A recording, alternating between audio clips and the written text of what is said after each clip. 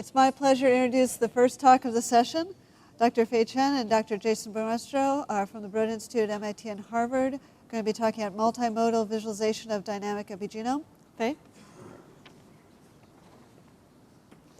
Am I good? Okay, yeah. I want to first thank the organizers and the Allen Frontiers group for organizing such a great conference and giving us, funding us to work on this work. And I want to really point out that this work is a really close collaboration between me and Jason. And it was actually really quite amazing that, Jason and I were like just starting our labs and we threw out this really ambitious idea.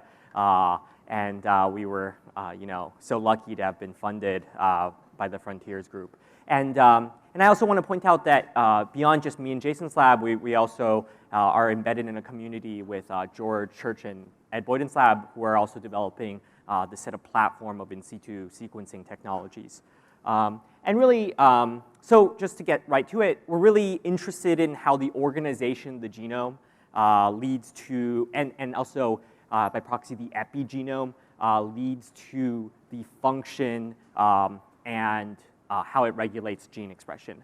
And really, as it was alluded to yesterday by a series of beautiful talks, the genome is exquisitely organized on many different scales, right? And there's an immense amount of heterogeneity in its organization, but that heterogeneity is structured in ways that we can understand. So yeah, you can go from like the 30 nanometer chromatin fibers, and they're packed and they're wrapped around nucleosomes, and we saw yesterday that they're maybe not quite 30 nanometers depending on how you look at them with EM and what cell type they are. But then these things are organized into what we believe to be topologically associated domains, or like domains which may or may not be phase separated, as we saw yesterday. And then these things then are organized, at least in the non-mitotic chromosome, into chromosome territories, or just areas in the nucleus where these individual chromosomes like to hang out. And you can see that here. And we've observed chromosome territories for decades. And each cell actually has like, there's a lot of intercell heterogeneity within the organization of the genome, but there's relatively conserved function and organizing principles that we'd like to elucidate. So I think at the heart of the problem that we wish to tackle is this trade-off between spatial and sequence context. What that means is just that, here's that like cartoon of these different territories and how they're organized in the nucleus. Here is kind of like anybody looking at a microscope and staining the nucleus with NAPI, you see this image. And inside each one of these territories is a chromosome, and that has some primary sequence context. There's 3 billion base pairs of primary sequence. And that primary sequence has many like regulatory elements and epigenetic marks, where the primary sequence is really important for the function. And as I just mentioned, the structure is also important to the function. So how do we get this connection between the primary sequence and the structure? When we look at the nucleus and the microscope shows an image like this. There's been this revolution in our ability to sequence DNA, as it was alluded in, that's been really powerful for a lot of fields, such as in ancient DNA, but just in general for molecular biology. And when we sequence DNA, what's actually happening is that, we take this nucleus, which has some exquisite structure underlying it, we grind it up, and then we put it onto an Illumina sequencer. And what the Illumina sequencer is actually, it's like a flow cell. It's like a fancy microscope that's going through and imaging, and each one of these colors going through is actually one base. So you've taken the DNA and you've like dissociated and you've gotten rid of all the structure, and then you're putting it back onto a microscope.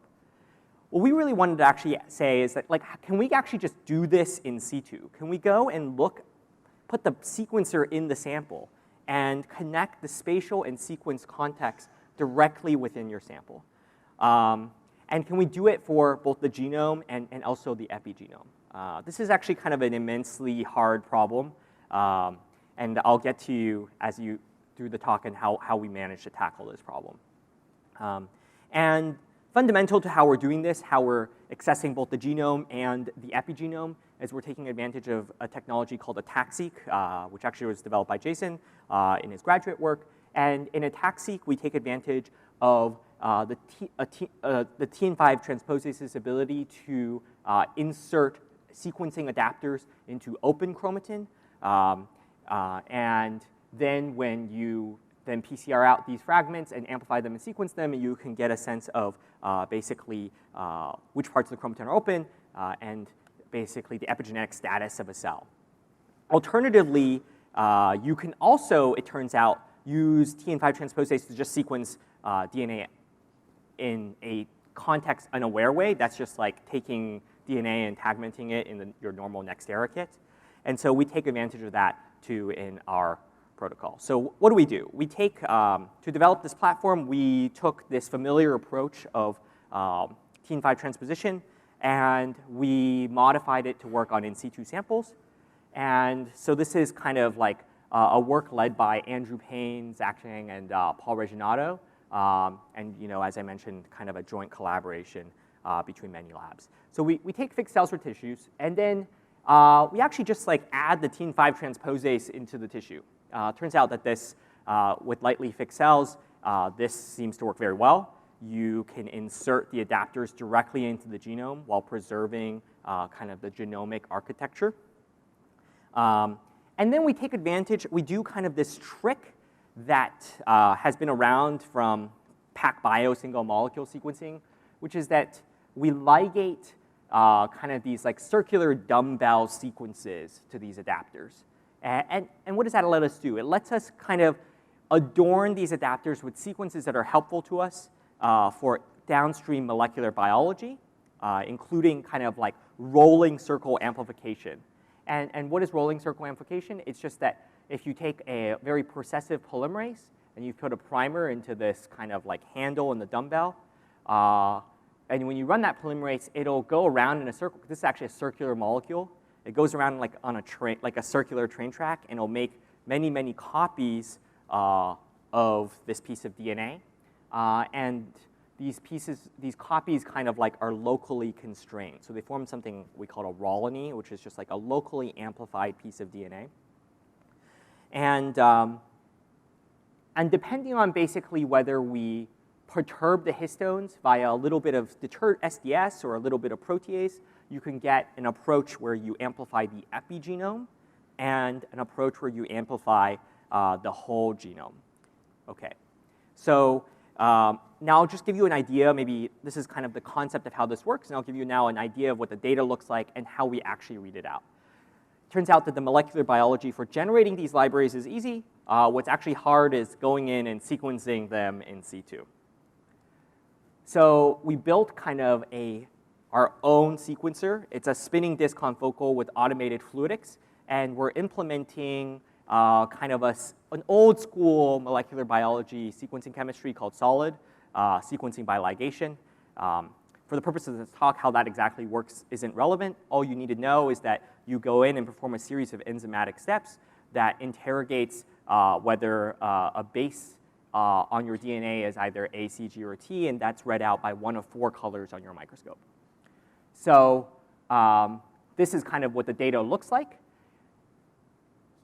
Each one of these circles is a cell, and you can see that it's filled with these fluorescent spots. These fluorescent spots are these locally amplified pieces of DNA. And when we sequence it, these spots are one of 4 colors. And we will go and take many fields of view, which are each 2048 by 2048 pixels, and we take it in 3D. This is actually quite challenging for image processing later, but allows us to get a 3D reconstruction of the organization of the genome. We have these 4 channels representing the 4 bases, and we carry out 20 cycles of sequencing. And then here is kind of just a quick video of what those 20 cycles of sequencing look like in one cell. And we do this across hundreds of cells. Now, you might say basically that, well, 20 bases of sequencing actually is like pretty hard to resolve, to map to the human genome, actually. And also, the reads are really short. 20 bases is a very short read. So, what we really sought out to do is we wanted to do really long paired end reads. And we actually came up with quite a clever workaround to that, which is that we will, we use a UMI, which is just a unique molecular identifier, and we put a UMI here in this dumbbell. It's just 20 ends. Now each molecule you ligate has a unique random set of DNA bases associated with it. And then we actually sequence this UMI in situ, these 20 bases. And then what we do is we extract the DNA from the sample, and then we put it onto one of these next generation Illumina sequencers, which can read millions and millions of sequences up with maybe hundreds of bases of paired end reading. And we do that by, we read, with that, actually we read, kind of using this primer, we read the genomic insert with a paired end read. And then we also associate that on the Illumina sequencer with this UMI. And then we do a computational matching of these unique molecular identifiers that we read out on the Illumina sequencer with what we saw in situ. And this process kind of, we came up with a computational pipeline to do base calling and also do this matching. And basically what you see is that these are an example plot of how well the matching is. Basically, with higher imaging quality, you get more bases which are like uniquely mapped to the Illumina. This is kind of a quality of how well you uniquely map to the Illumina sequence. And then we set a threshold for false discovery by permuting all of the sequences that you get on the Illumina sequencer.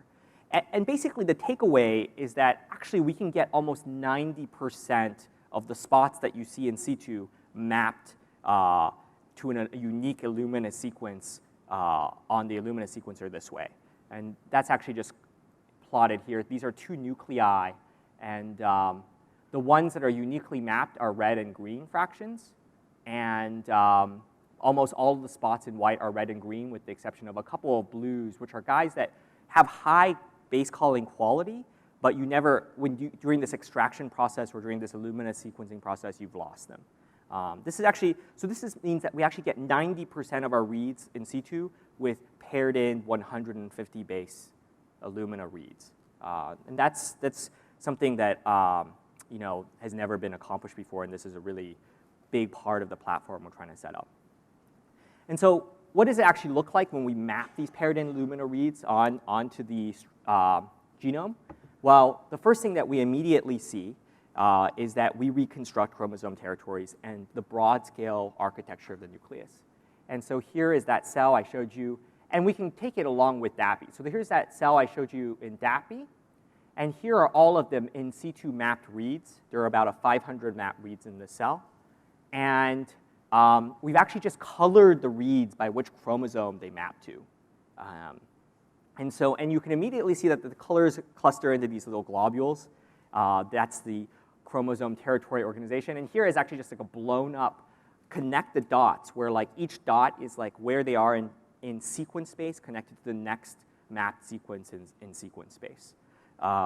When we look at kind of like the pairwise distance matrix aggregated over 100 cells, we can reconstruct kind of something that looks like a high C map where these block diagonal distances where they're very close is a reconstruction of the fact that you have chromosome territories. Basically, DNA, which is mapped to the same chromosome, are close together. You can actually already see that. And then another interesting thing you see is that actually you get kind of this off-diagonal enrichment in these smaller chromosomes. And that's actually because it turns out that, at least in this cell type, the smaller chromosomes like to hang out in the middle of the cell. And I'll show some data in a couple slides to that effect.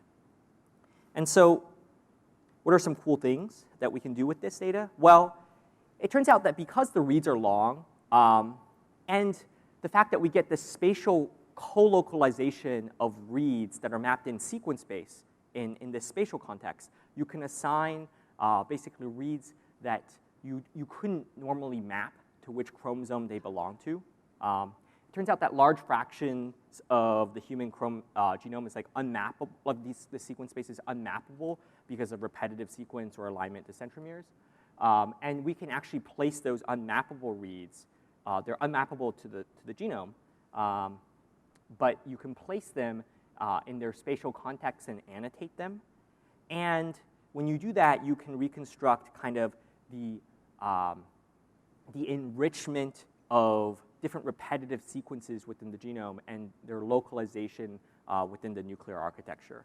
And here we just kind of ran a simple statistical test to look for which one of these, what annotations of these unmapped elements have significant radial bias within the genome, within the cell.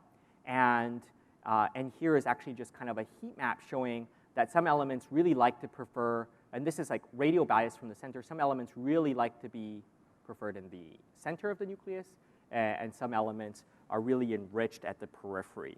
And this has been a little bit observed previously by people with DNA fish, but this is kind of this first systematic way of profiling the spatial biases of these unmapped regions of the human genome. Okay, I guess. So what does this data really allow you to do? It allows you to look at kind of chromosome organization in single cells at very different scales. We can recapitulate, as I mentioned, chromosomes into territories. And as I mentioned, there's kind of, as a function of chromosome size, there's a bias towards where they like to be localized inside the cell. We can look at these power law relationships in these polymer models of basically chromosome organization. Here we're actually just looking at the power law scaling of distance as a function, genomic distance, spatial distance as a function of genomic distance, and looking at how that differs between across arms versus within arms. And we can construct kind of like, using these kind of physical constraints, we can construct models of how the chromosomes fold. And actually we can infer like higher order megabase scale folding within single cells. And we can use that to look at kind of the heterogeneity between homologs within one cell. For example, here we're just actually showing you two homologs within one cell of chromosome 2, and they have very different structures, right? One of them is like very closed, and one of them is in this loop. And we find that looking across many cells, we find that there's immense heterogeneity within homologs. There's no coordination. Like homologs are more just as dissimilar within a cell as across cells. And we're focused on applying this tool to beyond just cells, to organisms and tissues. And the first thing that we're actually trying to look at is early stage mouse embryos. And we're really interested in looking at that because there are very interesting questions related to, for example, maternal to zygotic transition and activation of the genome, as well as there's some really scant evidence, but very tantalizing, that the maternal and paternal genomes are spatially segregated, at least during the first couple stages of the embryo. And so here is actually a mouse embryo that we carried this prep through. And this is at the 4-cell stage. And you can actually see there's more than 4 DAPI state nuclei. That's one of those is the polar bodies. And then just focusing on one cell, oops. Sorry, doesn't seem to. Focusing on one cell, this is one base of sequencing. We're actually sequencing quite a number of these embryos at the 2, 4, and 8 cell stages through development. And so building upon this platform, we're actually interested in, one, how do we sequence more spots per nucleus? And one way we're doing that is applying up expansion microscopy and physically enlarging these cells to fit more Rawanis within each cell. We estimate that using this sort of approach, we can get maybe up down to sub-megabase resolutions within one cell for localizing genomic structures. And then the other thing is that because it's an intrinsic microscopy technique, we can overlay other sorts of modalities, including fluorescence antibody imaging or RNA imaging on top of the in situ DNA sequencing. And kind of just as a preview of the fact that we can do expansion microscopy, we actually carried out this library prep in cells with expansion microscopy, and this is kind of the normal cell. This is a 4x expanded cell, and you can see kind of the physical size of these nuclei. And then this is actually an iterated expanded sample. It's actually 16x expanded. We think that within those, we can probably fit like 20,000 amplicons. And with these tools, we really want to kind of tackle kind of these, like the underlying heterogeneity between cells and how that relates to cell function. In this talk, I mainly focused on intracellular organization of the nucleus. We're really interested in applying like multi-omics to look at like how do transcription factors relate to genome structure. And then the next step, as I kind of alluded in the embryos, is how do you move that to the intercellular context. And that's it. Thank you very much, and I'm happy to take any questions.